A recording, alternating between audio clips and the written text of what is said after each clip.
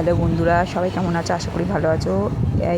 তোমাদেরকে যে কথাটা আমার বলা হয়নি, দেখো আমার বর খুবই অসুস্থ। সেকেন্ড লকডাউন থেকে যে অসুস্থ হয়েছে আর সুস্থ হয়নি, ঠিক আছে। তো যাই হোক, জোর জবরদস্তি গাড়ি ফাড়ি চালাচ্ছিল। তো যাই হোক, আমরা কল্যাণীতে ওকে ট্রিটমেন্টের জন্য নিয়ে যাচ্ছি। তো আমরা দেখো ট্রেনে রয়েছি। তো এই দেখো আমার শাশুড়ি ঘুমিয়ে পড়েছে। তা ওইটা দেখে আমি হাসছিলাম, আমার বরকে বলছি দেখো মা ঘুমিয়ে পড়েছে। আর আমার বর আমার মায়ের দিকে দেখে মা আবার তাকিয়েছে, তখন আমার বর আমাকে ইশারা করছে, দেখো উঠে গেছে।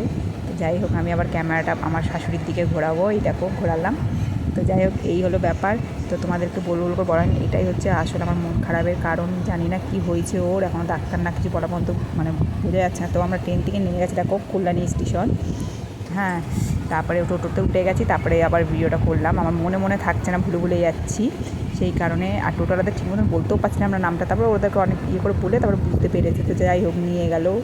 তো আমরা এখান থেকে কল্যাণী যাওয়ার পরে তারপরে আমরা ওখানটা দিয়ে তারপর আমরা ওখানে নামলাম। মানে এত সুন্দর হাসপাতালটা, এত সুন্দর হাসপাতালটা, পরিষ্কার পরিচ্ছন্ন, মানে কি বলবো।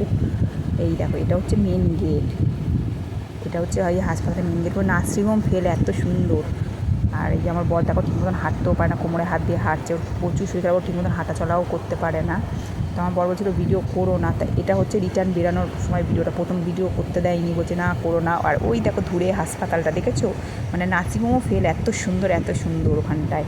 তো যার যার এরকম মানে অসুস্থ, মানে ওখানে যেতে পারো, বড় বড় ডাক্তার আসে, খুবই ভালো, পরিষ্কার পরিচ্ছন্ন।